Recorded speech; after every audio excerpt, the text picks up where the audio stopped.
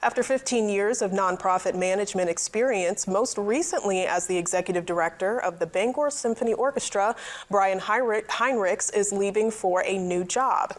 He has been selected to serve as executive director of Friends of Katahdin Woods and Waters, a philanthropic partner to Katahdin Woods and Waters National Monument. The organization also partners with the National Park Service through an education agreement.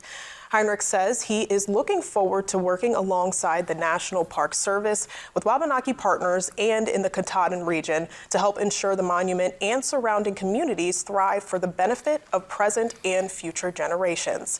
He adds that it is an honor to step into this role. It's one that resonates deeply and personally for him.